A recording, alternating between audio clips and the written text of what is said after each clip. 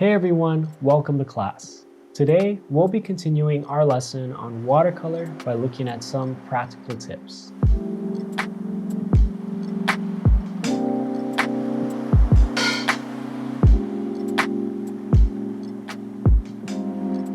If you haven't watched the previous lesson on watercolor techniques, be sure to do that before continuing with this lesson. Because we covered the basics of mixing and applying watercolors, as well as brush and edge control, we won't be revisiting those subjects. In today's lesson, we'll be looking into practical techniques that will enhance our watercolor paintings. Each of these techniques can be used in multiple ways, depending on the painting you're creating and what you're trying to represent. In other words, there isn't one particular usage for these techniques, and your creativity and problem-solving ability should be used to help you decide when and where to use these effects. So as we learn these techniques, be thinking about how you might be able to use them in your paintings. So let's get set up for our lesson.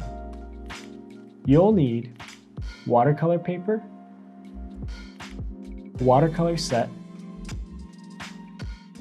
a palette, a napkin, a cup of water, a round brush, a pencil, and a ruler. Like our last lesson, we'll be dividing our paper into two equal sections using our pencil and ruler. Once we have our sections made, we can put our ruler away since we won't need it for the rest of the lesson.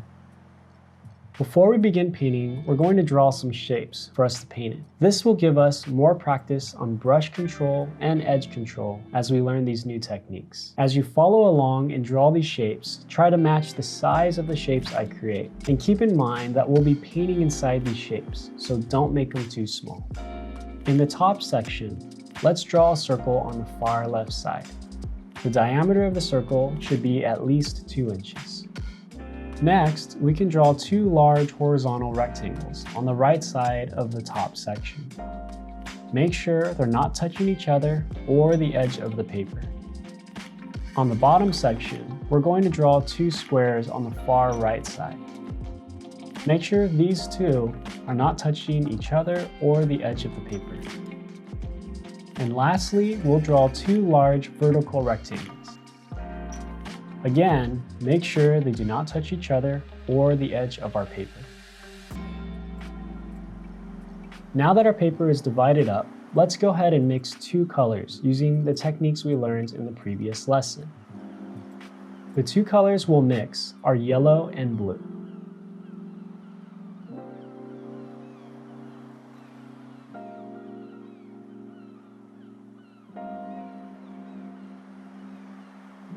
Let's go ahead and paint the top square in the lower section yellow and the bottom square in the lower section blue.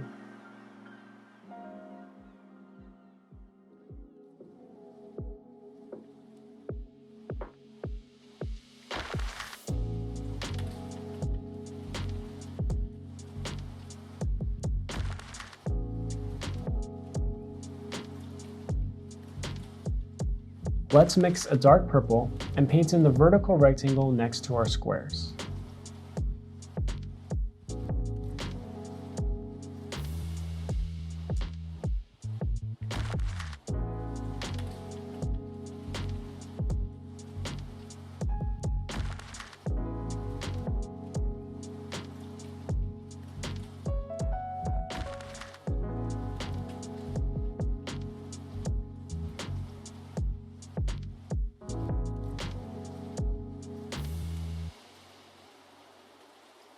Let's let these colors dry as we look into our first two watercolor techniques. The first two techniques are both considered wet-on-wet techniques, meaning we'll be interacting with our paint using water. These two techniques require us to observe and understand the different elements of the watercolor medium. We'll need to be aware of how quickly the water is drying, how wet our brush and paper are, and how much pigment we're using. All these things can really only be learned through practice. So after learning the steps to achieve these unique effects, be sure to practice. First, let's mix a color. This color can be any color that we want. After we have our color, make sure to wash your brush thoroughly. Now let's take some water with our brush and wet the inside of the circle. We want to make sure that the whole area is wet and that we stay within the lines of our circle. Once the whole circle is covered with the water, we can get the color we mixed and touch our brush to the wet surface of the circle.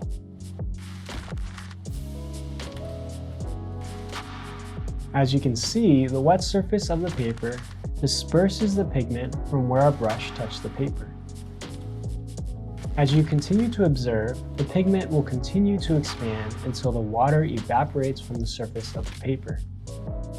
You may have also noticed that the pigment will stop expanding wherever we stopped wetting the paper. This effect will change depending on how much pigment we use and how wet the surface is. So be sure to experiment with this method to observe how these different factors can affect the end result. This technique is very expressive and can create some beautiful textures, but it could also be very hard to control within the wet areas that we establish. In the two rectangles to the right of our circle, we'll be exploring a wet-on-wet blending technique that will allow us to control the pigment as it expands. Let's go ahead and mix a new color. In the previous exercise, we wet our paper first before we added our colors. In this exercise, we're going to add our color first and then add water to expand and spread the pigment in a controlled way. First, let's load our brush with the color we mixed and paint a small section on the left side of the top rectangle.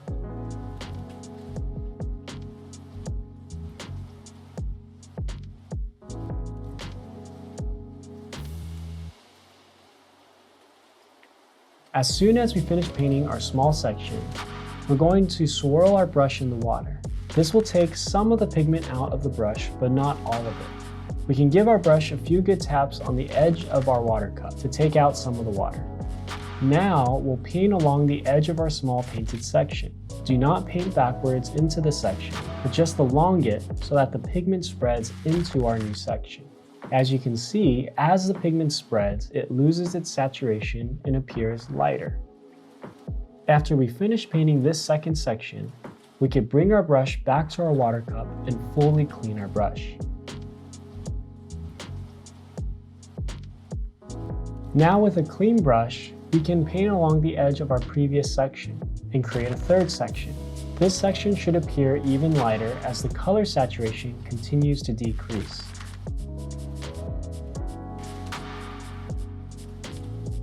Finally, we can clean our brush one more time and paint along the edge of our previous section. This time, we'll use a damp brush instead of a wet brush. This will slow down the spread of our color since there is less water for the color to spread into. In the end, we should have a nice gradient from our saturated color to paper white.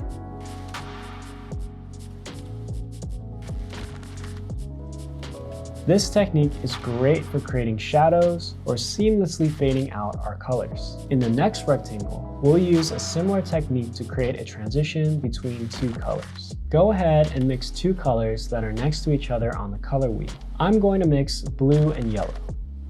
Once you have your colors made, load your brush with one of the colors. Keep in mind it's helpful to start this transition with the darker of the two colors. So I'll start with blue. Let's paint around 1/3 of the left side of our rectangle.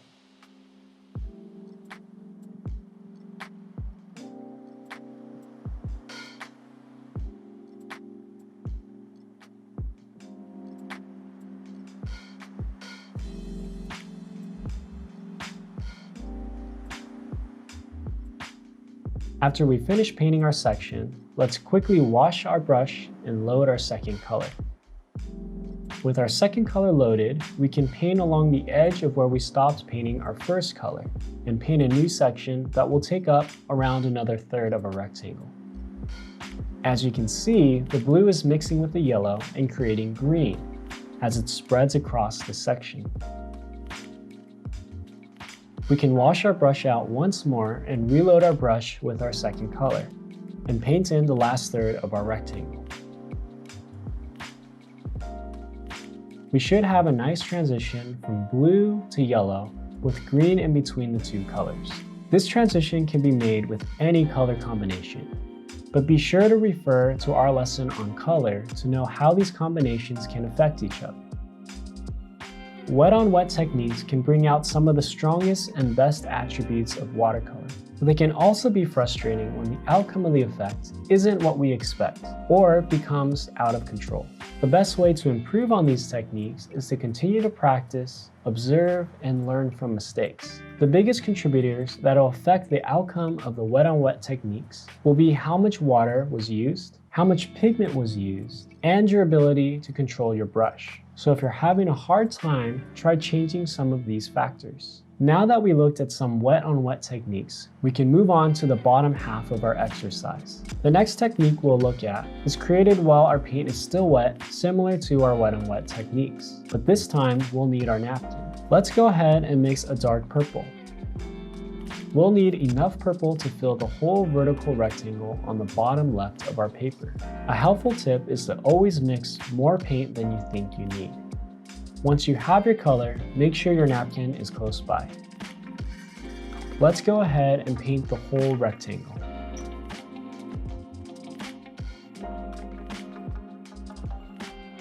Make sure the whole rectangle is full of wet paint. Once it's painted, quickly wash your brush and pick up your napkin.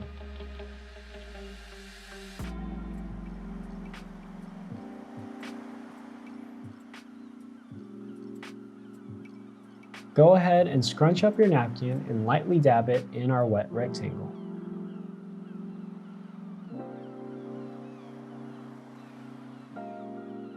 As you can see, the napkin soaks up the water and pigment and leaves the texture of the scrunched up napkin where it touched the surface.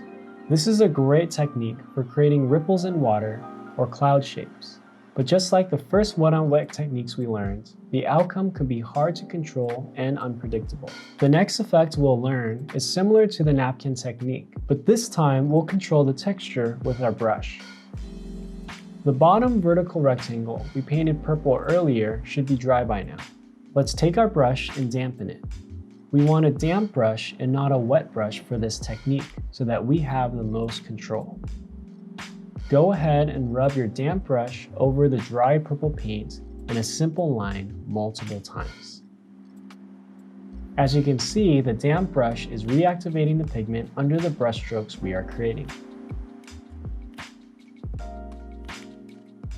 Take your napkin and dab the line we just created. As you can see, it lifted the pigment off the area we reactivated with water. Let's create a design using this technique. You can create whatever you want, just remember to dab the design with your napkin while the line or shape you created is still wet from your brush. This is a great way to create intricate textures.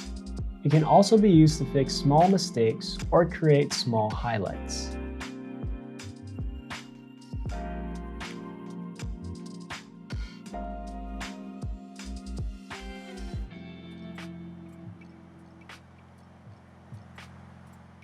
Finally, for our last two squares, we'll be looking at layering.